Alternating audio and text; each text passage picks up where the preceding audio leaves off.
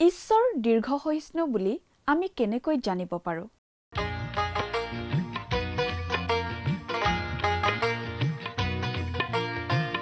আজিৰে পবিত্ৰ ক্ষণতে উজলি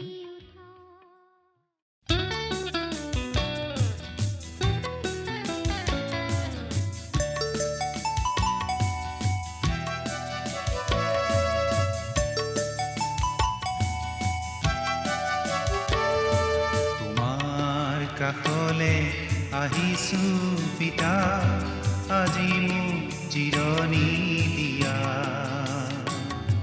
তোমাৰ কৰুণা মাগিছো পিতা, তুমি মোক কাবতি লোৱা।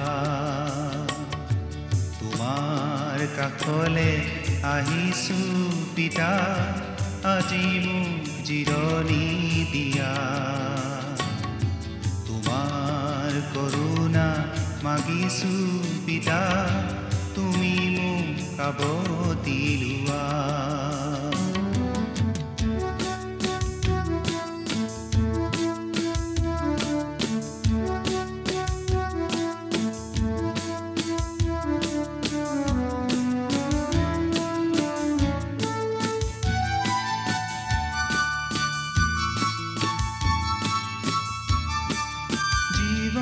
বাটত ইমান নিৰাশা, মাথো দুখেৰে ভৰা। প্ৰতিক্ষণে মই ইমান অসহায়, যেন অকলশৰীয়া। আশাৰ প্ৰদীপ হে মোৰ জিহুৱা, মোলৈ সৃষ্টি কৰা। নমস্কাৰ, আমাৰ ভক্তিবচন অনুষ্ঠানলৈ আপোনাক স্বাগতম জনাইছো। খ্ৰীষ্টীয় বিশ্বাসী লোকসকলৰ বাবে বিশেষভাৱে প্ৰস্তুত কৰা এই ভক্তিবচন অনুষ্ঠানটো হৈছে বাইবেল অধ্যয়নৰ ধাৰাবাহিক অসমীয়া অনুষ্ঠান। বাইবেলৰ গোটেই ৬৬খন পুস্তকৰে আমি ইয়াত অধ্যয়ন কৰিম।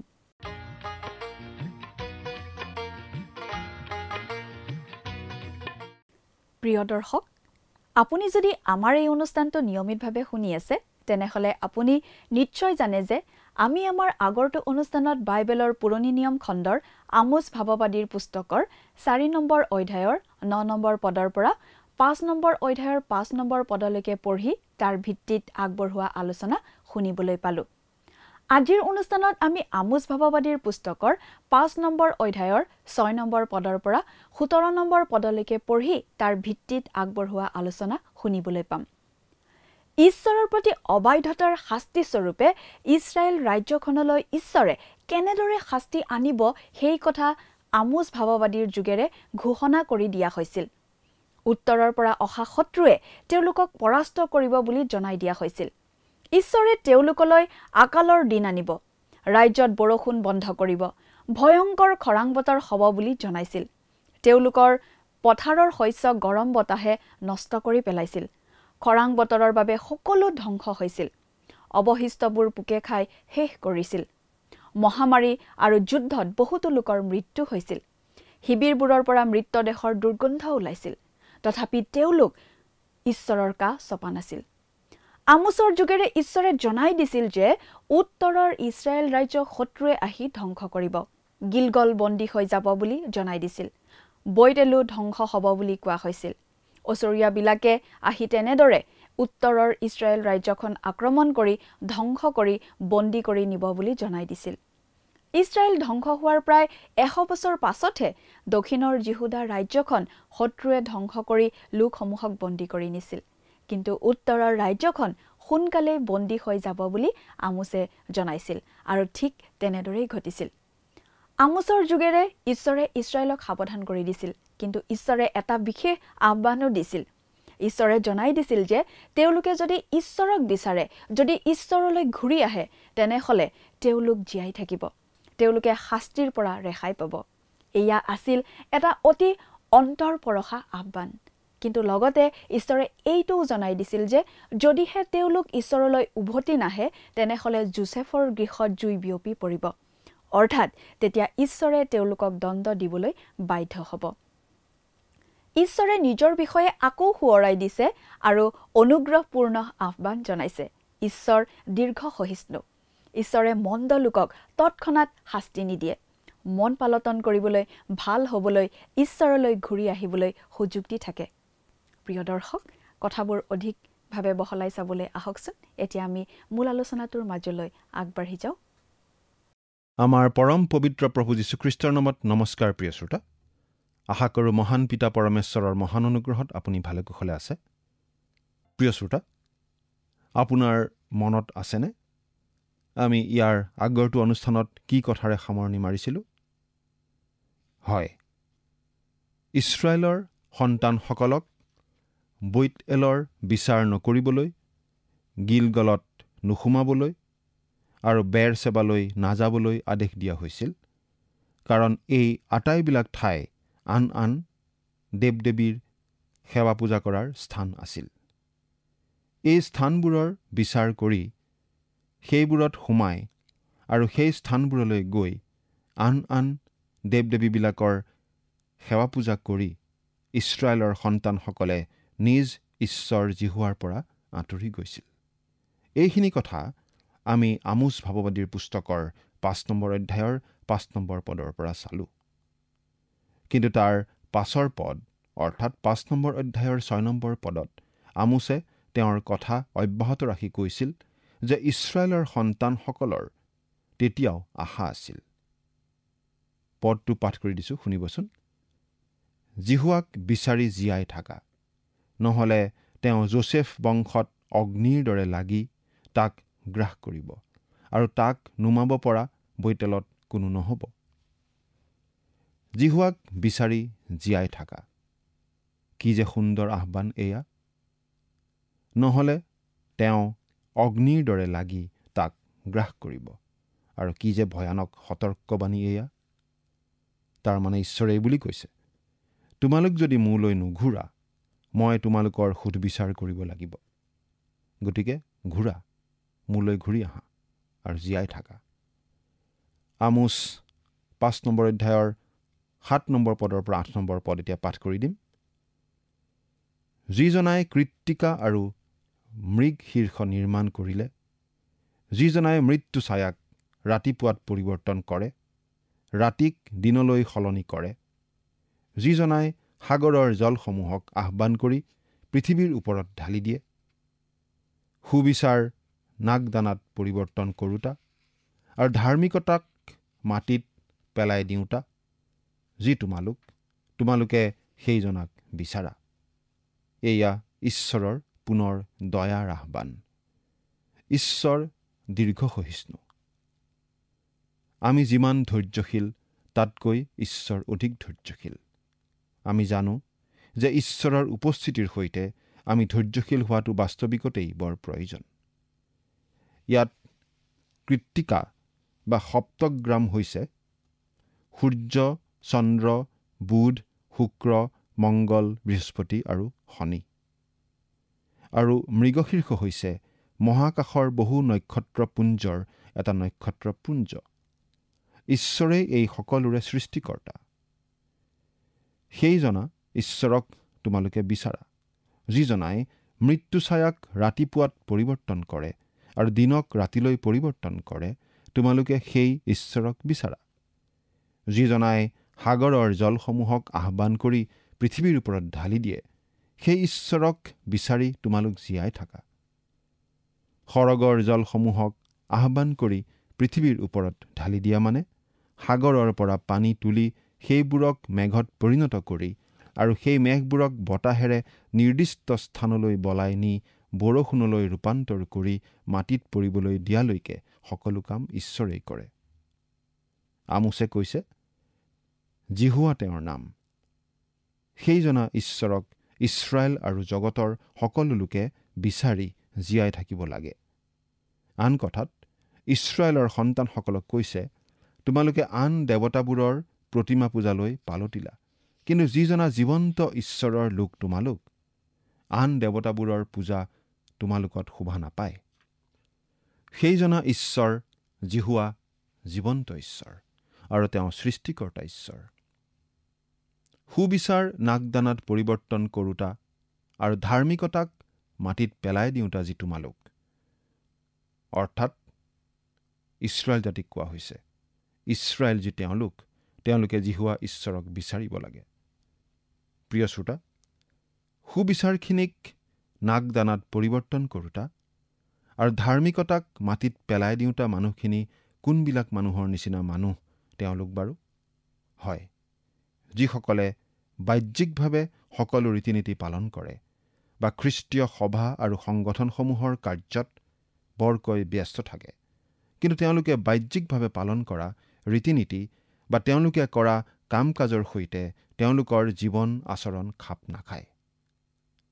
সেই লোকসকলেই সুবিচাৰখিনিক নাকদানাত পৰিৱৰ্তন কৰোঁতা আৰু ধাৰ্মিকতা মাটিত পেলাই দিওঁতা লোক।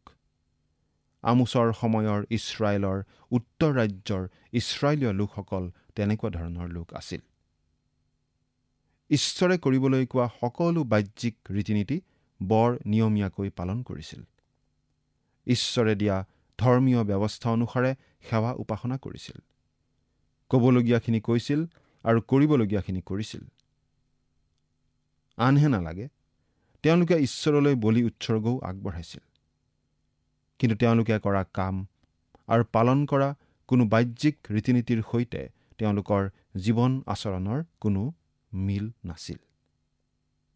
আন কথাত, তেওঁলোকে পালন কৰা বাহ্যিক ৰীতি নীতি আৰু কৰা কামবোৰ যে সম্পূৰ্ণ অন্তঃসাৰশূন্য আছিল, সেয়া তেওঁলোকৰ জীৱন আচৰণে প্ৰমাণ কৰিছিল। এগৰাকী গুণী জ্ঞানী ঈশ্বৰৰ দাসে কৈছিল যে খ্ৰীষ্টীয় লোকে গীৰ্জাঘৰৰ ভিতৰত কৰা ঈশ্বৰ নিন্দাতকৈ সেই একে খ্ৰীষ্টীয় লোকসকলে গীৰ্জাৰ বাহিৰত বাটে পথে কৰা ঈশ্বৰ নিন্দালৈ তেওঁ অধিক ভয় কৰে। আন কথাত, গীৰ্জাঘৰৰ ভিতৰত অন্তঃসাৰশূন্যভাৱে কৰা আৰাধনা যিমান বিপজ্জনক, গীৰ্জাৰ বাহিৰত কৰা সম্পূৰ্ণ বিপৰীত জীৱন আচৰণ তাতকৈও অধিক বিপজ্জনক।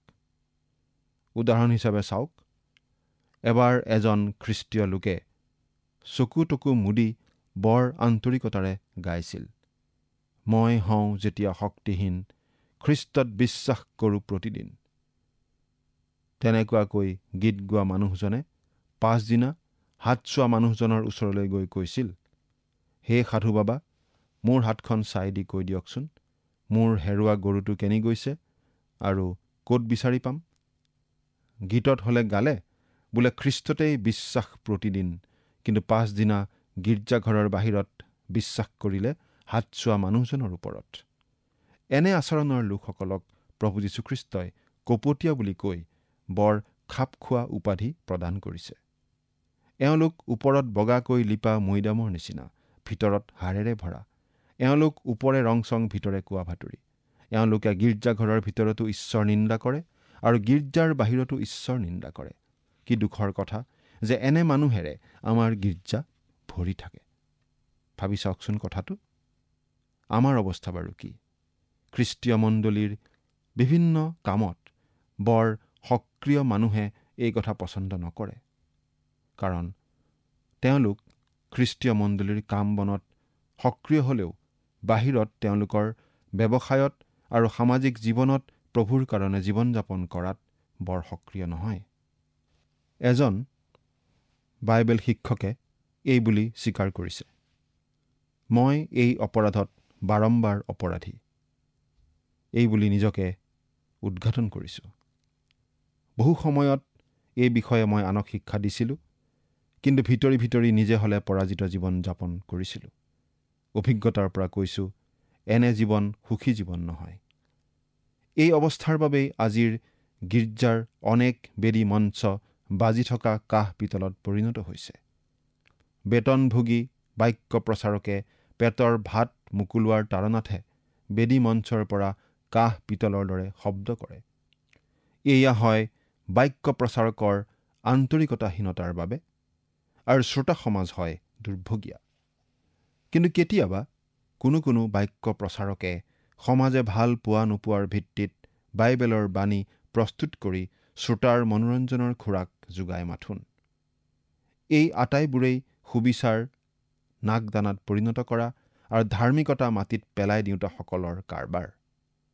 এই ক্ষেত্ৰত পাচনি পৌলে তিমথিয়ক এইদৰে কৈছিল, কিয়নো যি কালত মানুহে নিৰাময় শিক্ষা সহন নকৰিব, কিন্তু খজুৱা কাণৰ লোক হৈ নিজ নিজ অভিলাষ অনুসাৰে নিজলৈ দমে দমে শিক্ষক কৰি ল'ব আৰু সত্যৰ পৰা কাণ ঘূৰাই গল্পকথাৰ নিমিত্তে অপথে যাব, এনেকাল আহিব।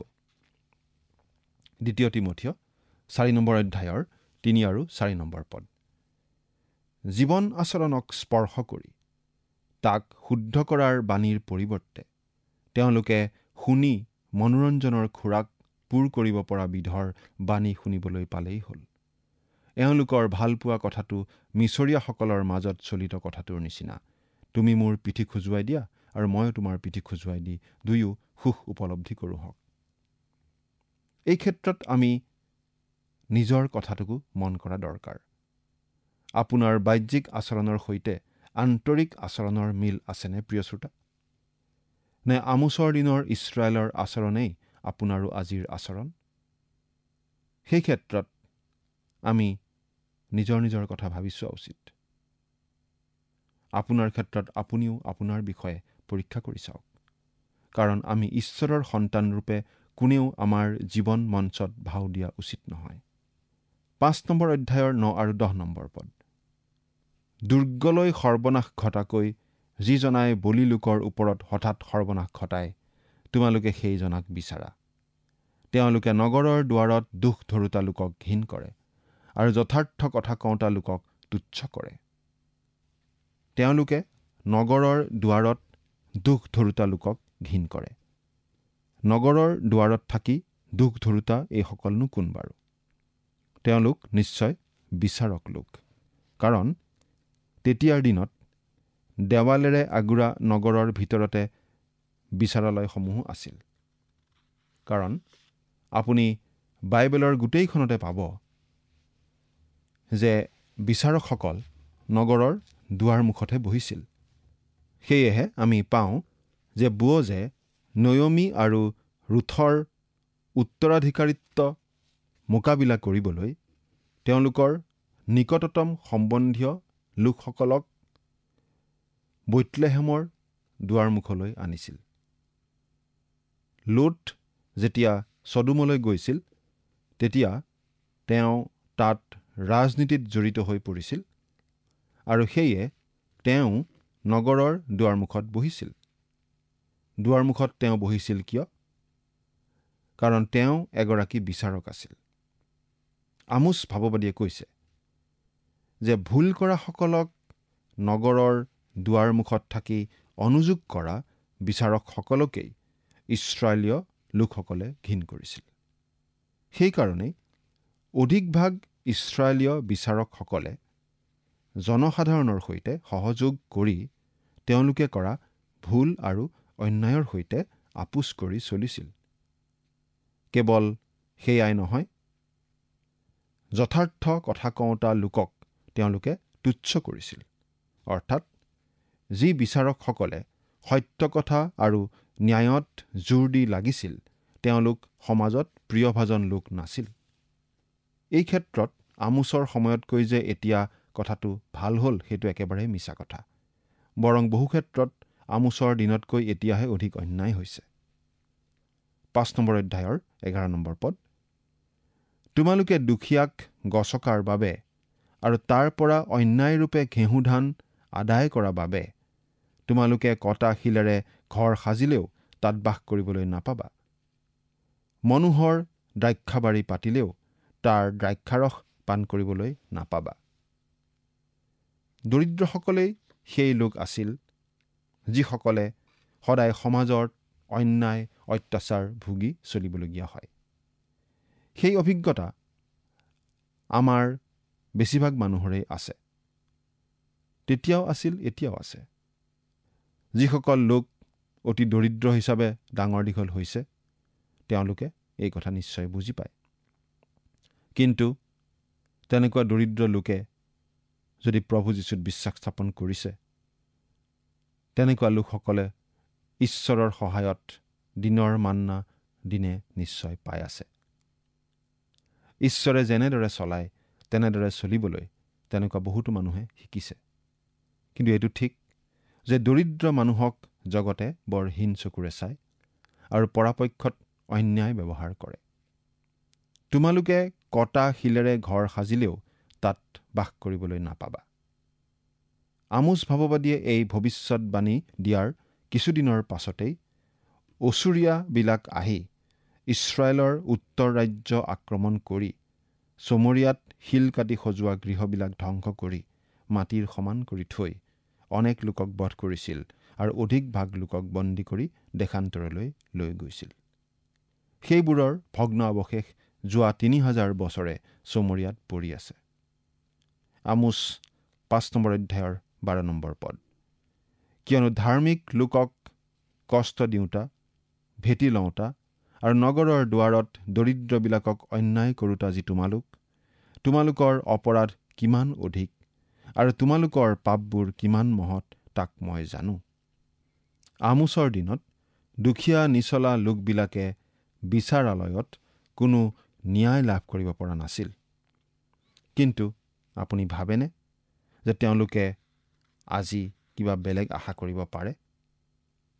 সঁচা কথা ক'বলৈ গ'লে এই ক্ষেত্ৰত কোনো পৰিৱৰ্তন আজিও ঘটা নাই।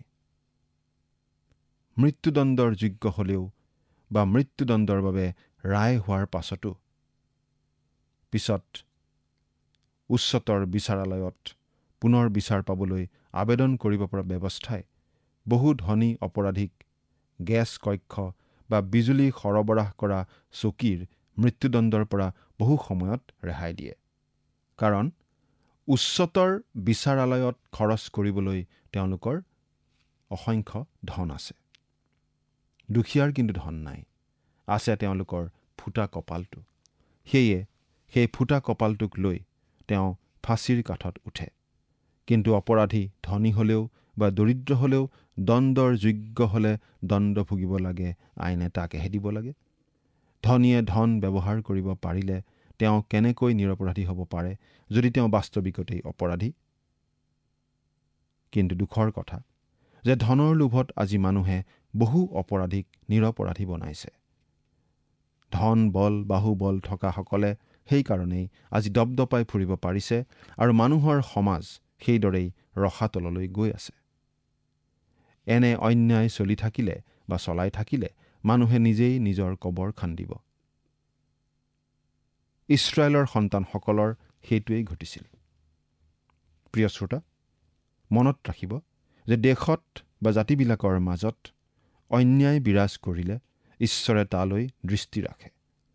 সংসাৰখনৰ পৰিচালনাৰ ভাৰ ঈশ্বৰে মানুহ শাসকৰ হাতলৈ হস্তান্তৰিত কৰিছে।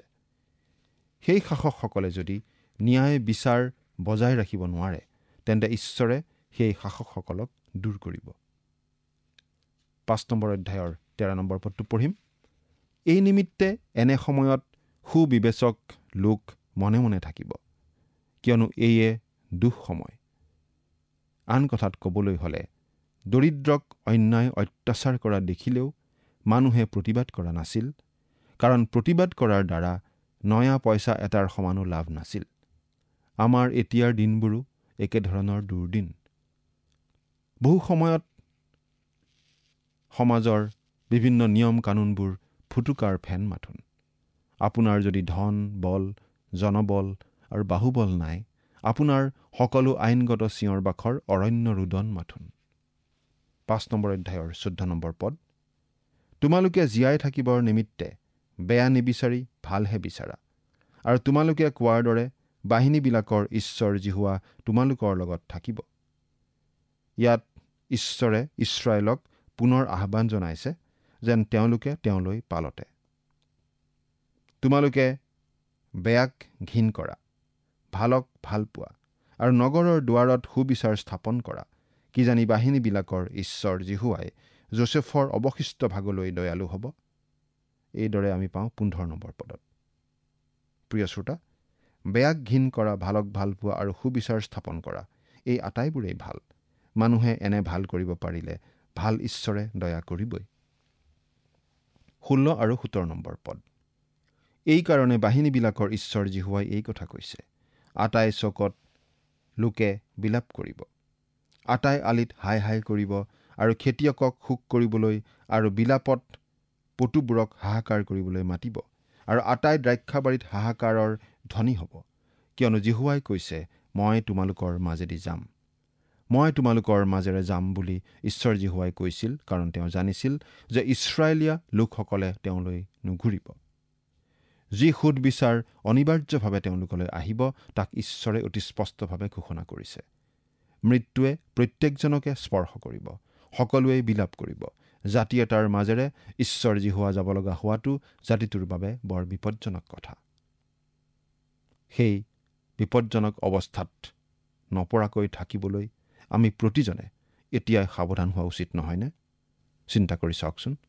ঈশ্বৰে আপোনাক আশীৰ্বাদ কৰক। আমেন।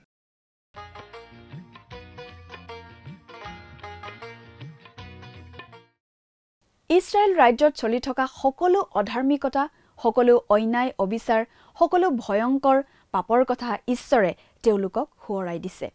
তেওঁলোকৰ সমাজত দুৰ্নীতি চলিছিল, দৰিদ্ৰৰ ওপৰত শোষণ আৰু অন্যায় চলিছিল। এনেকুৱা এটা অৱস্থা চলি আছিল যে জ্ঞানী লোকসকলে নিমাতে থকাই ভাল বুলি ভাবিব ধৰিছিল, কাৰণ সত্যৰ পক্ষে, ন্যায়ৰ পক্ষে মাত মাতিলেও একো লাভ নাই বুলি তেওঁলোকে বুজি পাইছিল। সমাজত এনেকুৱা অবিচাৰ চলিছিল। ঈশ্বৰে তেওঁলোকক আকৌ সচেতন কৰি দিছে মন্দতা এৰি ভালৰ ফালে আহিবলৈ, যাতে তেওঁলোক জীয়াই থাকিব পাৰে। তেওঁলোকে তেনে কৰিলে ঈশ্বৰ তেওঁলোকৰ লগত থাকিব বুলি জনাই দিছিল। তেওঁলোক ভাললৈ নাহিলে তেওঁলোকৰ ওপৰলৈ অহা ঈশ্বৰৰ দণ্ডৰ ফলত কি ভয়াৱহ অৱস্থা হ'ব ঈশ্বৰে জনাই দিছিল। তেওঁলোকে মন পালটন নকৰিব বুলি ঈশ্বৰে জানিছিল। প্ৰিয় দৰ্শক, আজিলৈ আমাৰ অনুষ্ঠানটো ইমানতে সামৰণি মাৰিব খুজিছোঁ। পৰৱৰ্তী অনুষ্ঠানত আপোনালোকক পুনৰ লগ পোৱাৰ আশা ৰাখিছোঁ। সামৰণি মৰাৰ আগতে আহকচোন আমি খন্তেক প্ৰাৰ্থনাত মূৰ্ণত কৰোঁ হওক। স্বৰ্গত থকা অতি মৰমীয়াল দয়ালু পিতৃ ঈশ্বৰ, প্ৰভু তোমাক ধন্যবাদ দিছোঁ। তুমি যি তোমাৰ পবিত্ৰ বাক্য অধ্যয়নৰ সুন্দৰ সময় দান কৰাৰ বাবে। বিশেষকৈ পিতৃ সময়তে প্ৰাৰ্থনা কৰিছোঁ প্ৰতিজন দৰ্শকসকলৰ বাবে। তেওঁলোকক প্ৰভু তুমি আশীৰ্বাদ কৰা, তোমাৰ বাক্য বুজি পোৱাত প্ৰভু তুমি সহায় কৰা, যাতে প্ৰভু তেওঁলোকে তোমাৰ বাক্য তেওঁলোকৰ জীৱনত প্ৰভু যাতে মানি চলিব পাৰিব, আৰু এজন সৎ ব্যক্তিৰূপে যাতে তেওঁলোকে চলি প্ৰভু যাতে তোমাৰ গৌৰৱ যাতে কৰিবলৈ পাৰিব, আৰু তেওঁলোকৰ জীৱনৰ যোগেদি যাতে হ'ব তেনে আশীৰ্বাদ দান কৰিবা, আৰু তেওঁলোকৰ সকলো প্ৰয়োজনবিলাক প্ৰভু তুমি পূৰণ কৰিবা। এই সকলো যাচনা মহান ত্ৰাণকৰ্তা প্ৰভু যীশুখ্ৰীষ্টৰ নামত অৰ্পণ কৰিছোঁ। আমেন। প্ৰিয় দৰ্শক, যোৱা অনুষ্ঠানৰ প্ৰশ্নটোৰ শুদ্ধ উত্তৰটো হৈছে অপশ্যন বি, যীশুখ্ৰীষ্টৰ। আজিৰ অনুষ্ঠানৰ ওপৰত আধাৰিত প্ৰশ্নটো হৈছে, নগৰত দুখ ধৰোতা লোক বুলি আমোছে কাৰ বিষয়ে কৈছে? অপশ্যন এ, দুখীয়াসকলৰ, অপশ্যন বি, পুৰোহিতসকলৰ, অপশ্যন চি, বিচাৰকসকলৰ, অপশ্যন ডি, ভাৱবাদীসকলৰ। প্ৰিয় দৰ্শক, আজিৰ প্ৰশ্নৰ সঠিক উত্তৰটো অহাকালি সন্ধিয়া 6 বজাৰ আগেয়ে আপোনাৰ নাম আৰু সম্পূৰ্ণ ঠিকনাৰে সৈতে আমালৈ 7429840242 নম্বৰত SMS নাইবা হোৱাটছআপ যোগে প্ৰেৰণ কৰক। প্ৰিয় দৰ্শক, যদি আপোনাৰ এই অনুষ্ঠানটি শুনি ভাল লাগিছে তেনেহ'লে এই নম্বৰত এটি মিছ কল দিয়ক। ইয়াৰ যোগেদি আপুনি পৰৱৰ্তী অনুষ্ঠানত বিজয়ী হ'ব পাৰে।